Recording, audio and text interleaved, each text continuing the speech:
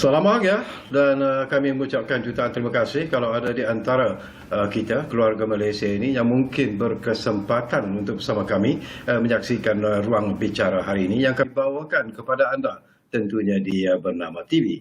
Dan kita kembali semula sebenarnya bersama dengan Institut Penyelidikan Perhutanan Malaysia ataupun FRIM, dan kita akan menyentuh satu lagi isu yang dianggap cukup penting sebenarnya untuk kita war-warkan kepada masyarakat Malaysia. Baiklah, topik ataupun isu yang kita pilih hari ini di ruang bicara ialah melestarikan pengetahuan tradisi ataupun TK berkaitan tumbuhan ubatan. Dan kita ada tetamu yang cukup istimewa sebenarnya yang sudah pun bersiap sedia dan akan kita hubungi melalui kemudahan StreamYard. Jadi terima kasih kepada yang berbahagia Dr. Nick Musadah Mustafa yang merupakan pegawai penyelidik FRIM dan juga merupakan ketua projek TK ataupun Traditional Knowledge. Assalamualaikum Doktor. Waalaikumsalam Datuk. Sihat Doktor? Alhamdulillah saya sihat. Datuk apa khabar?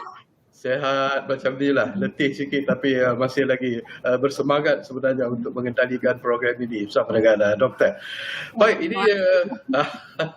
ini satu isu sebenarnya doktor yang mungkin jarang diperkatakan, dibincangkan. Jadi mungkin menarik jugalah untuk ketahuan penonton-penonton kita yang sedang bersama kita di ruang bicara ini. Mereka juga ingin mengetahui apakah yang dimaksudkan dengan pengetahuan tradisional ataupun traditional knowledge ataupun TK ini sebenarnya doktor. Silakan. Okey, terima kasih Datuk. Okey, pengetahuan tradisi bunyi macam asing ya. Betul. Dalam Englishnya adalah traditional knowledge ataupun kami sering sebut sebagai TK. Terdapat juga sebahagian penyelidik yang menggunakan istilah kearifan tempatan ataupun pengetahuan lokal. So ini semua adalah merujuk kepada ilmu, pengetahuan, kemahiran, inovasi ataupun amalan yang diperturunkan secara turun-temurun dalam satu komuniti ataupun satu masyarakat atau sesebuah suku kaum lah. So kebiasaannya pengetahuan tradisi ini diperturunkan secara lisan dalam penceritaan ataupun pantang larang ataupun amalan kehidupan kita seharian. So jadi ia adalah satu pengetahuan yang berharga dan sebenarnya sangat rapat dengan kehidupan kita sebab pengetahuan tradisi ini akan dikaitkan dengan makanan kita, ubatan yang kita guna, pembinaan dan juga sumber pendapatan. So kami di FRIM sebab pengetahuan tradisi ini adalah sangat luas. Jadi kami hanya memfokuskan kepada pengetahuan tradisi yang berkaitan dengan tumbuhan ubatan. So ataupun kata lain adalah perubatan tradisional yang menggunakan tumbuh-tumbuhan ubatan lah. So dikenali ramai adalah Tongkat Ali, contohlah Tongkat Ali, Kecik Fatimah, itulah. Saya tertarik hati bila Dr. Nick menyebut sendirilah tentang sebelum ini mungkin ianya disampaikan dari mulut ke mulut, kadang-kadang melalui lisan, tetapi kenapa pada pandangan FRIM sendiri segala maklumat-maklumat ini perlu didokumentasikan? Apa yang dilihat oleh FRIM sebenarnya, Doktor? Okey, sebenarnya satu TK ni adalah harta intelek kita harta intelek negara. Dalam masa yang sama TK ini ataupun pengetahuan tradisi ini adalah warisan ataupun khazanah negara. Jadi bila khazanah negara, yang penting adalah kita kena kekalkan. Dan bila harta, memang kita kena pertahankan harta intelek kita. So bila ianya disampaikan secara lisan, so ada kemungkinan pengetahuan tradisi ini akan pupus ataupun dilupakan. So sebabnya sekarang kita tahu perubatan moden senang dapat demam kita boleh cari ubat. So lama-kelamaan zaman warisan nenek moyang kita yang kalau demam biasanya contohnya lah dia cari daun bunga raya. So bila kita sekarang demam kita dah ada ubat, so kemungkinan ilmu tu akan hilang. Lepas tu satu lagi, bila kehidupan kita sekarang lah kita tengok generasi muda, adakah dia berminat lagi nak mengetahui pasal berkaitan dengan ubatan tradisional. Hmm. So itu pun memberi satu faktor lah kemungkinan ilmu ini akan hilang. Yang kedua yang ketiga adalah bila sistem persedaran kita sendiri. Kalau dulu dekat kampung nak cari kapal terbang, pokok kapal terbang, cari pokok duduk tu senang. Betul. Dengan sistem perumahan kita sekarang, di manalah kita nak dapat pokok kapal terbang semua tu. So itulah kemungkinan bila sumber ataupun tumbuhan sendiri kita tak dapat tengok, kita tak dapat guna, mungkin ilmu ini akan dilupakan. So itulah antara faktor kenapa kita kena dokumentkan. Saya juga nak dapat pandangan Dr. Nick Musaadah sendirilah. Kadang-kadang bila kita bercakap tentang kepupusan pokok-pokok yang dulu boleh digunakan sebagai ubat dan sebagainya. Apakah doktor melihat bahawa mungkin juga proses pembangunan yang berlaku sebenarnya mengakibatkan berlakunya kepupusan itu, dan mungkin juga kesedaran daripada masyarakat tentang faedah menanam pokok-pokok ini juga mungkin tidak diketahui dengan begitu meluas. Jadi apakah yang mungkin perlu dilakukan oleh pelbagai pihak, termasuklah FRIM sendiri selain daripada program yang kita sembang-sembang ini sebenarnya, doktor? Memang perlu, Datuk. Satu adalah kita kena sedar tentang ilmu ini sangat penting untuk kita warisi, sebab pokok-pokok ni memanglah kita tak mengharap nanti kita guna sebagai kita rebus minum, kita tak mengharapkan macam tu, sebab dia ada nilai ekonomi. Dan kita berharap bila kita tahu pokok ini adalah untuk satu-satu penyakit, kita mengharapkan nanti ada research yang mencukupi dan juga kita boleh bangunkan sebagai produk, dan itu adalah sumber pendapatan masa depan negara dan juga mungkin, dan kita berharap dalam perbincangan ini juga saya akan kami FRIM memang cuba nak memberi kesedaran bahawa bila ilmu yang dikongsikan dan kalau kita bangunkan satu-satu produk berasaskan fikir dan juga sumber biologi, pemilik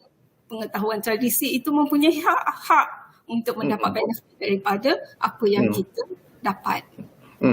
Satu lagi aspek yang saya nak dapatkan pandangan doktor lah, apakah terdapat peraturan ataupun undang-undang sebenarnya, doktor ialah bila kita bercakap ataupun badan yang melindungi TK ini bagi memastikan kelestariannya itu?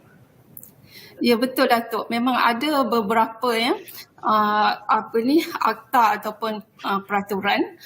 Contohnya sebab kita Malaysia adalah satu parti kepada convention, salah satu partilah kepada convention kepelbagaian biologi ataupun convention on biological diversity, ataupun kita dengar ringkasnya kebiasaannya disebut sebagai CBD.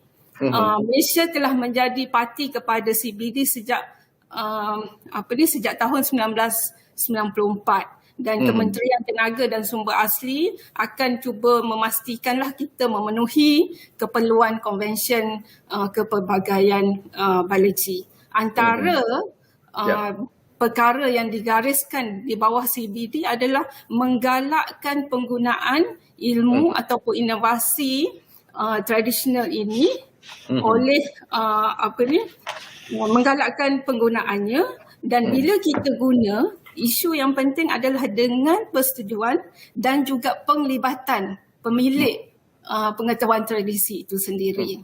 Dan yang ketiga adalah kita kena pastikan apa benefit yang diperolehi ataupun faedah yang diperolehi mesti dikongsi bersama dengan di samping CBD ini ada undang-undang tambahan daripada CBD adalah Nagoya Protocol. Dan juga kita mempunyai satu akta akses kepada sumber biologi dan perkongsian faedah ataupun Akta 795. Akta 795 ini telah diwartakan pada tahun 2017 dan telah dikuatkuasakan tahun lepas. Disember tahun lepas, baru je lah. Dan akta ini menekankan kepada conservation dan juga perkongsian faedah lah. Dan satu lagi akta yang mungkin berkaitan dengan ataupun berkait dengan pengetahuan tradisi ataupun TK ini adalah Akta Paten yang di bawah Perpajakan Harta Intelek Malaysia.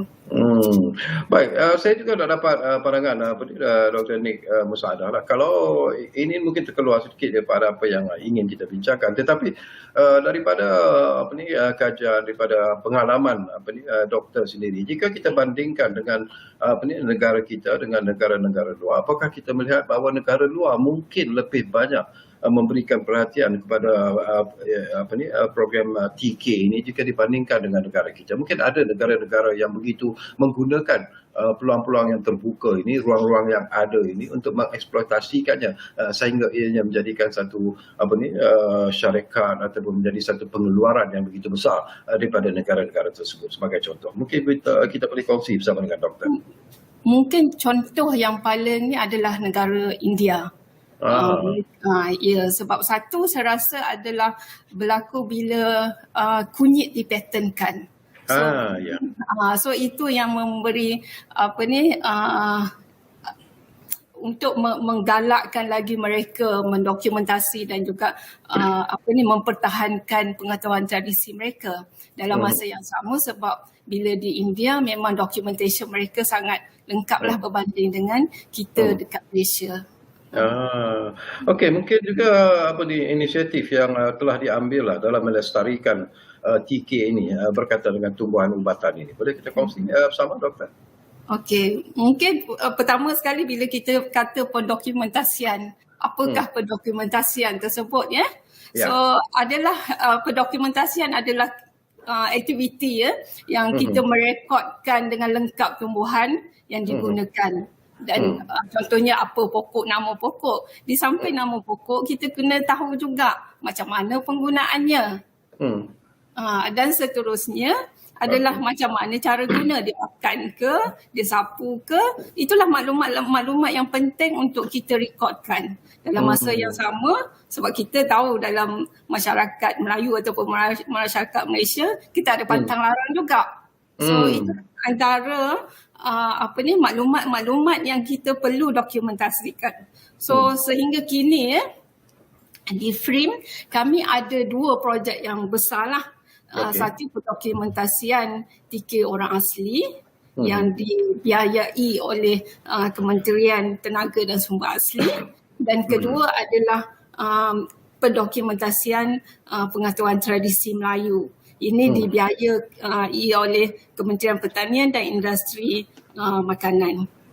So, dalam proses untuk mendokumentasi, 2 faktor yang kita penting yang kita tekankan adalah satu, keizinan. Keizinan daripada pemilik ilmu itu sendiri dan juga penglibatan mereka. So itulah 2 penekanan, dan bila kita menjalankan pendokumentasian memang kita buat berperingkat lah. Pertama sekali bila keizinan dalam konteks pendokumentasian orang asli, memang kita kena minta izin daripada Tok Patin lah. So kita masuk kampung, kalau gambar yang dipaparkan itu menunjukkan penglibatan orang asli itu sendiri dalam merekodkan ilmu mereka. Dan kalau kita tengok kumpulan-kumpulan tu memang kita bercampur daripada generasi yang lebih tua lah kita kata yang memang yang arif lah, yang banyak ilmu dan juga kita kumpulkan mereka juga dengan generasi yang baru. Dari sini mereka boleh berkongsi ataupun memindahkan ilmu lah kepada generasi-generasi yang akan datang ataupun generasi muda. So untuk pendokumentasian pengetahuan tradisi Melayu pula, kita memfokuskan kepada pengamal perubatan tradisional Melayu. So bila kita sebut pengamal perubatan tradisional Melayu, so bomoh, dukun, bidan semua akan terlibatlah dalam projek kami.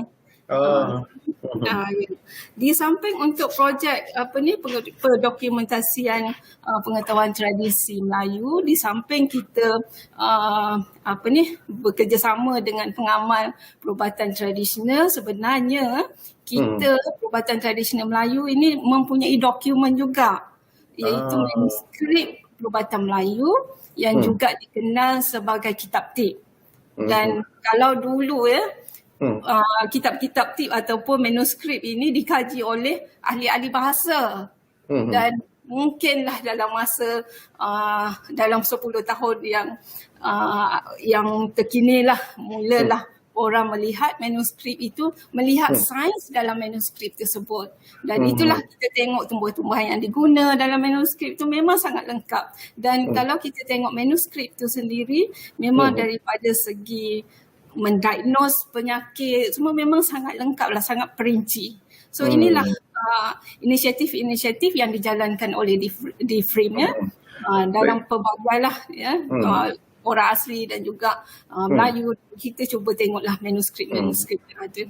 Setakat ini, apakah Dr. Nick Saadah sendiri berpuas hati dengan respon dan juga reaksi pada pihak yang terlibat lah. Kalau kita bercakap tentang mereka yang mengamalkan perubatan tradisional, kita bercakap tentang golongan orang asli yang juga mempunyai ilmu-ilmu yang tersendiri. Apakah mereka memberi kerjasama seperti apa yang diharapkan dan sekaligus menggembirakan doktor dan rakan-rakan di FRIM sendiri, Doktor? Alhamdulillah lah setakat ini respon yang kami terima adalah sangat baik. Tapi bila permulaan kita nak mulakan projek tu memanglah sebab bila kita nak berkongsi sekarang ni, mereka nak berkongsi ilmu dengan kita. So isu yang paling penting adalah untuk mendapatkan kepercayaan daripada pengamal ataupun orang asli ataupun Tok Batin itu sendiri. Kedua adalah untuk kita jalinkan kerjasama. So untuk mencapaikan dua isu tersebut daripada segi kepercayaan dan juga repo ataupun hubungan baik itu, dalam projek FRIM memang kita susun supaya berperingkat.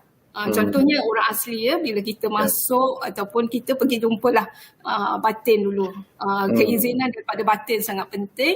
Bila dah izin bila dah batin izin, so kita adakan bengkel kita akan adakan bengkel kesedaran.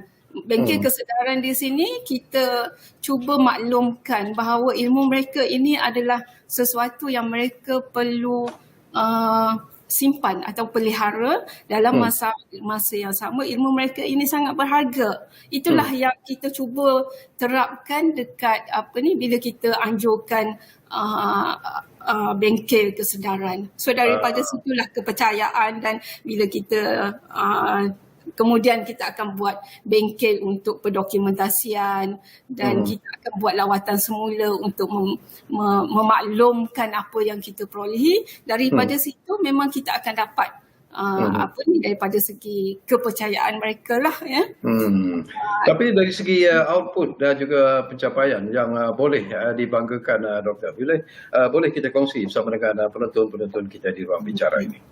Okey, untuk untuk pendokumentasian pengetahuan tradisi orang asli, kita telah berjaya mendokumentasikan keseluruhan ke semua suku kaum orang asli di Malaysia di Semenanjung Malaysia lah.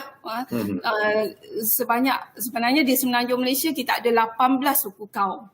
Dan kita telah berjaya mendokumentasikan ke semua 18 suku kaum tersebut, di mana kita telah mendapat diiktiraf lah dalam Malaysia Book of Record, di mana projek yang mendokumentkan ke semua ataupun paling banyak suku kaum dalam satu projek. So seterusnya adalah kita daripada situ kita telah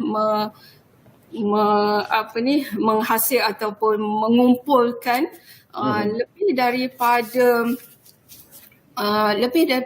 hampir 2,000 kita panggil spesimen contoh kebetulan gambar dipaparkan itu adalah spesimen yang mereka sediakan dan itu spesimen yang kita kumpulkan hampir lebih daripada 2,000. So spesimen ini akan menjadi bahan rujukan pada masa hadapan pada spesimen tersebut memang kita rekodkan, kita dapat daripada suku kaum mana di mana dan siapa yang terlibat untuk memberi maklumat-maklumat tersebut. So daripada keseluruhan itu juga semua maklumat-maklumat ini kita bukukan.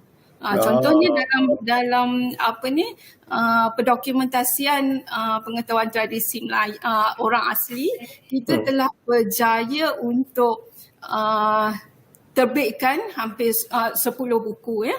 Ya. Dan untuk pengetahuan tradisi Melayu, kita telah berjaya bukukan ataupun terbitkan 12 buku, dan insya-Allah hujung tahun ataupun awal tahun depan ada lagi satu buku yang diterbitkan di bawah projek pengetahuan tradisi Melayu. Dalam masa yang sama, di samping kita dokumentkan itu dipaparkan buku-buku tersebutnya. Dalam masa yang sama, kita mengumpul untuk pengetahuan tradisi Melayu, kita juga mengumpulkan peralatan. Ini adalah di mana kita memang bekerjasama dengan pihak IMR untuk mengumpulkan peralatan yang diguna dalam perubatan tradisional, dan peralatan-peralatan ini juga dipamerkan di muzium muzium bioperubatan di IMR. Itu adalah antara pencapaian projek lah. Mungkin menarik jugalah kalau kita memandang ke depan lah, inisiatif seterusnya selepas ini. Apa yang dirancang oleh FRIM sendiri, Dr. Nick, Musaadah dan rakan-rakan sendiri? Okey. Selain daripada dokumentasi ya, seperti kita maklum, tumbuh ubatan ini boleh dibangunkan sebagai produk. So di FRIM kami juga menjalankan kajian makmal. Dan kita cuba kenal pasti spesies-spesies yang berpotensi, di mana bila spesies yang berpotensi kita akan buat kajian lanjutan dan kita bangunkan sebagai ekstrak piawai yang boleh dimasukkan ataupun diguna pakai dalam pembangunan produk. So sehingga kini kita telah berjaya membangunkan 4 prototipe daripada spesies berasaskan pengetahuan tradisi orang asli lah ya. Satu mungkin kalau saya boleh sebut, contohnya kami namakan Semelai Secret. Ini adalah spesies yang kita dapat maklumat daripada suku kaum Semelai di RPS Bera ya. RPS Iskandar Bera, dan kita juga ada satu prototipe daripada suku kaum Semai di Koping, dan juga kita daripada Kensiu, dan terkinilah kita ada satu prototipe yang berasaskan kepada tumbuhan yang diguna oleh 8 suku kaum. Suku kaum orang asli dekat Semenanjung Malaysia. Dan kita berharap bila kita bangunkan produk prototipe ini, kita berharaplah ini impian lah ya, tapi haraplah impian boleh menjadi nyata ya. So produk-produk yang kita bangunkan sebagai prototipe ni ada syarikat-syarikat yang berminat untuk bangunkan sebagai produk, dan bila dibangunkan atau dikomersialkan sebagai produk, kita berharap keuntungan ataupun faedah disalurkan kepada komuniti lah. Itulah harapan ataupun yang kita cuba usahakan sekarang. Okey, kita hampir di penghujung sebenarnya doktor. Masa cukup mencemburui kita sebenarnya. Ada lebih kurang 2 minit saja lagi, tapi mungkin ada harapan yang tinggi sebenarnya dari pihak FRIM dan doktor sendiri dalam usaha untuk melihat bahawa program ini akan berjalan dengan begitu lancar dan akhirnya akan membuahkan hasil yang mungkin akan memberi manfaat dan faedah kepada semua rakyat Malaysia secara keseluruhannya. Mungkin kita boleh kongsi harapan doktor sendiri. Memang satu harapan kita adalah produk-produk ataupun tumbuhan ubatan berasaskan pengetahuan tradisi di Malaysia dibangunkan sebagai produk dan dikongsi faedahnya oleh syarikat kepada komuniti ataupun pemilik pengetahuan tersebutlah. Dan kalau kita tengok ya, ilmu yang kami ataupun yang kita berjaya dokumentasi ini masih sedikit. Banyak lagi ilmu pengetahuan yang kita belum ataupun ubatan yang mungkin kita belum rekod. Dan kita tahu pengamal perubatan kalau dalam bancian kami sudah berumur 60-70 ke atas. So memang kritikal masa untuk kita dokumentkan, dan kerjasama dari pelbagai pihak memang perlu. kalau kita kalau kita lihat sekarang projek-projek di Frame ini adalah dengan kerjasama pelbagai agensi, dan di Ya. Frame sendiri pelbagai bidang diperlukan, ya.